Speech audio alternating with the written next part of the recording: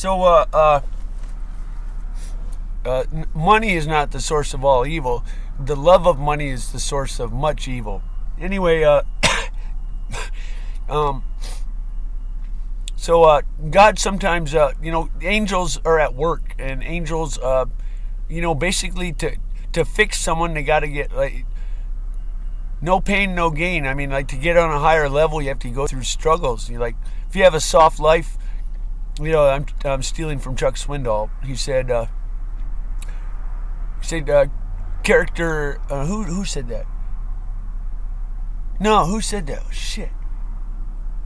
Oh, I know who said it. Okay, it's there's a what you call it? There's a video on YouTube. Why don't you go to it? Okay, I want to go to it. Okay, I don't really want to listen to the whole thing. So, like.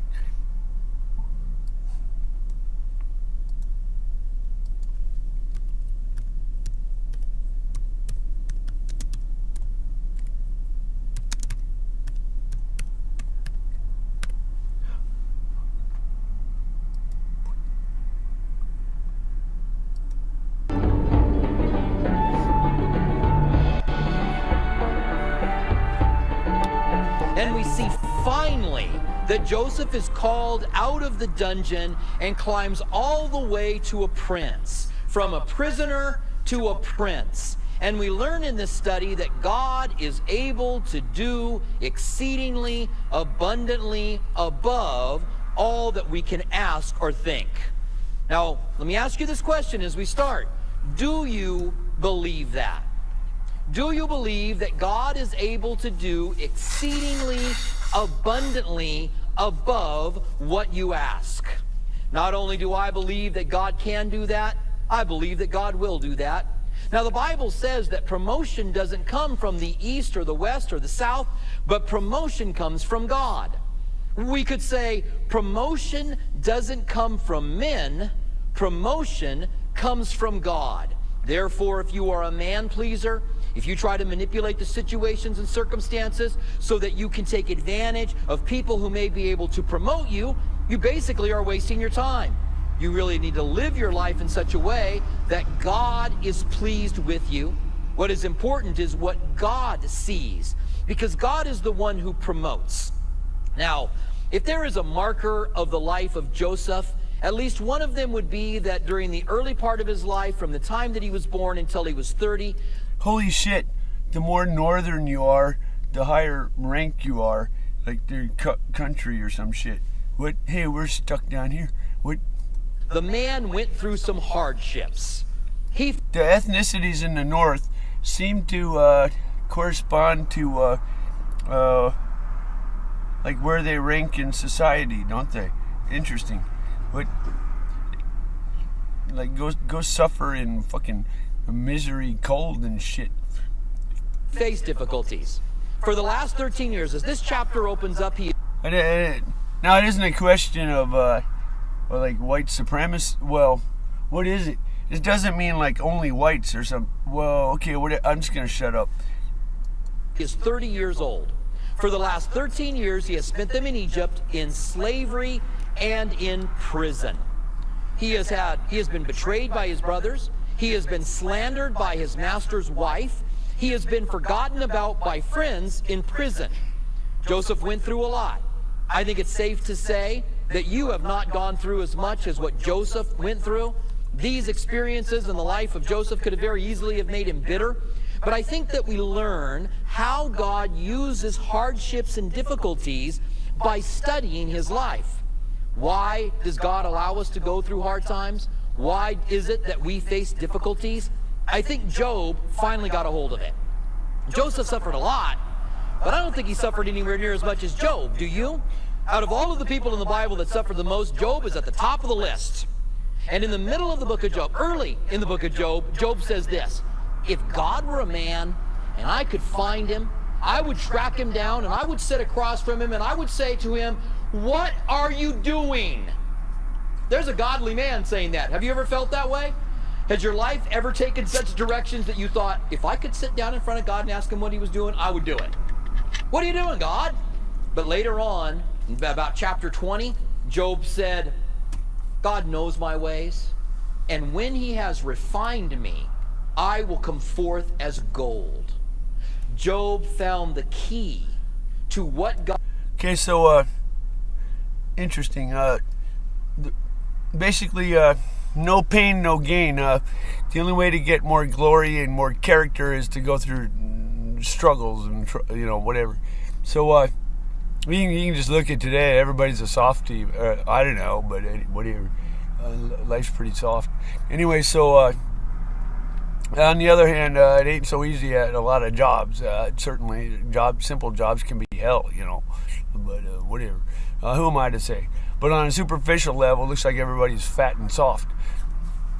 Anyway, so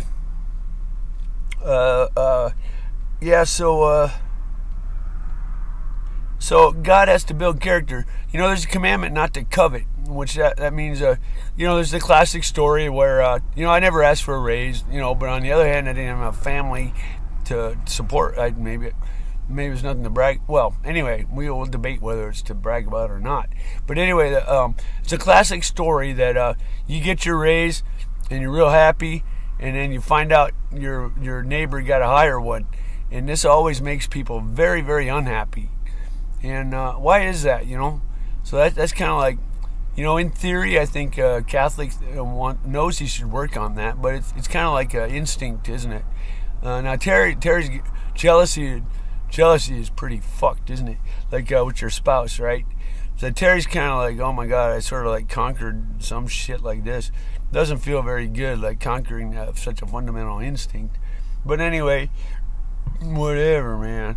So now the coveting thing is, you could say it's necessary for a royal people. Like if you can conquer coveting, then you don't have a problem if your superiors get more than you. If you're a petty people, then you just can't stand. The only way that you can get royalty is it has to be a strong man. In a royal people, they do not covet, and they want their betters to be in a better position.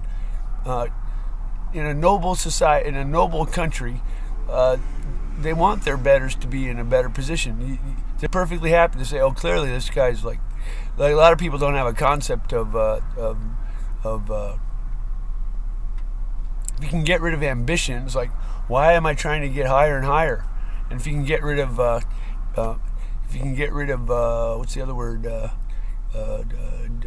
Coveting and stuff like that, you can get a harmonious royal people, So what? For what it's worth. So so where's he going to say? So like God told me that on the Arab-Jew conflict, he said oil funny, hopefully. So like God's got to like inject drama into the earth, right? So he's got to create these struggles that make the people grow. And I've heard Jews say that's just not right. They get that oil, they don't deserve it. They didn't do anything for it. Anyway, one of the things that's critical in loving God is your birthright. It's important. What you're born with. That's a little gift that you might not see God's actions much. I don't think you have much. A lot of people, they don't know what God does. But one thing you can count on is if there is a God, He made you. What you're born with. This is God's touch on you. So all your gifts and and what you inherit. If you're healthy, if you're strong, and this should be these are the cherished gifts from God. And there was a Jew in the Bible got in big trouble. You had Esau and Jacob. And one of them didn't value his birthright. He just gave it away. Now, to me, as a matter of fact, my Roman Catholic heritage, I gave up. It was kind of funny, and I totally turned my back on all that shit. Went and sold my soul. I was going to be an atheist scientist. Kind of like it's very common in today's world for some reason. But anyway, so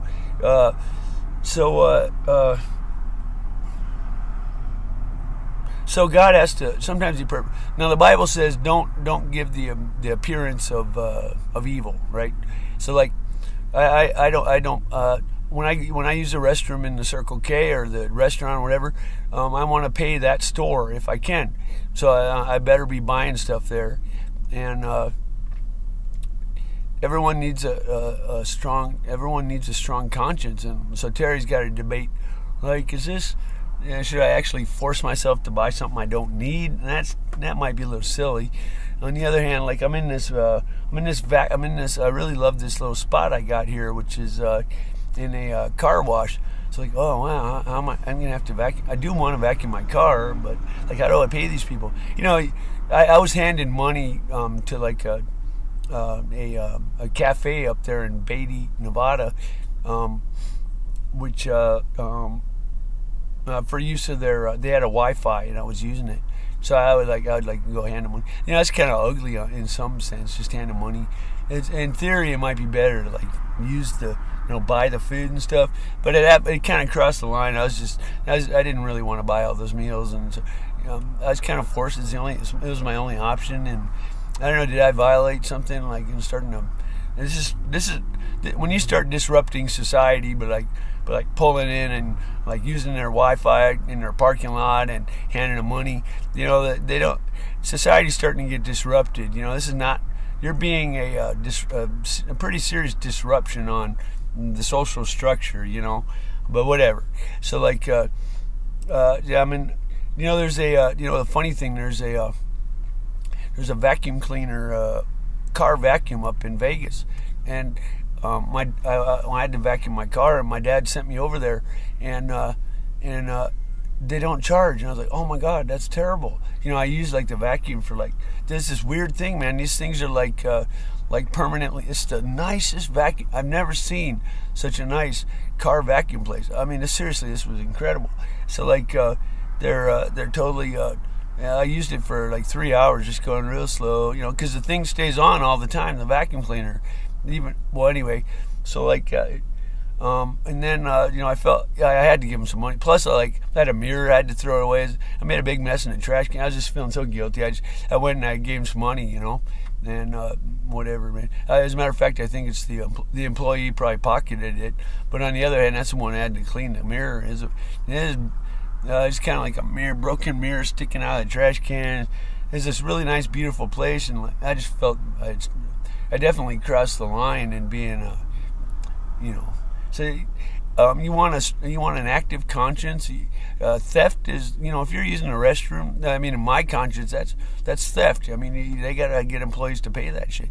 And when you start, my parents are like, oh yeah, anything. The stores are evil. The marketing, anything they can get away with. On the other hand, my little brother, it can kind of cross into homo. Like if you start giving shit for nothing, it's a dangerous line. You know what I'm saying? Like on the one hand, you need a certain I don't know. If you don't, like, to me, I don't care about prices on little items. And what happens does that break down? Like you're no longer looking at price. The breakdown in capitalism, if price doesn't matter, anything under $5, I pay no attention, right? And or I don't know what the threshold, but like on some level, shit starts to break down, doesn't it? But anyway, I don't know. Anyway, so smart money. I used to, you want smart money is you can practice. Just for fun little thought. Could you break down capitalism by injecting dumb money? I don't know. Anyway, so where are we? So the Bible says not to give the appearance of sin. And so what if there's, I buy a lot of cigarettes at that. So, okay, I'm entitled to their bathroom in my head. But like, their employees are good. As a matter of fact, they chased me out of the parking lot the other day, and now I'm over here. So they got, it seems like that's the white Circle K. They got white. These are white people that how to put this. Those are like what do you call it? I was gonna say they got white employees at Circle K. What more do I need to say? Anyway, so like,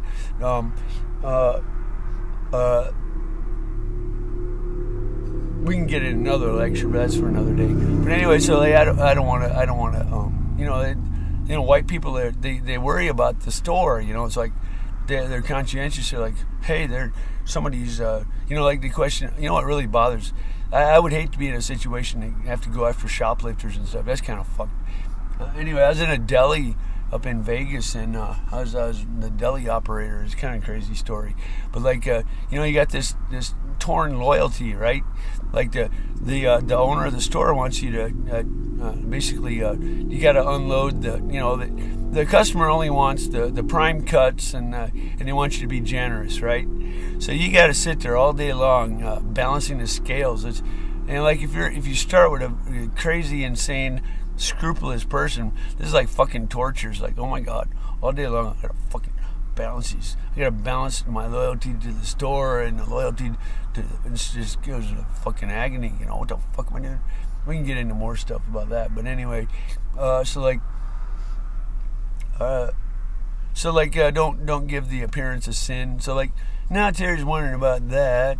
And like like if I use a restroom, should I buy something? And then like, at what point is it like, now I'm buying something I didn't want. Anyway, if it is something I want, Terry asks himself, how much do I want this? And should I just walk out without buying anything? So like, this is the sign of an active conscience. And I think you want a strong conscience. One of the things Catholics do is they go to confession, and God talked about performance monitoring. Basically, if you got this, you can kind of think of it like in computer terms. You got a little program that's like that's self-analyzing yourself, and if you look at the sins of Isaac Newton, it's crazy how he's like really trying hard to think of sins, right? So this is the Catholics say. I think the Catholics say you want a strong conscience and work to develop a strong conscience.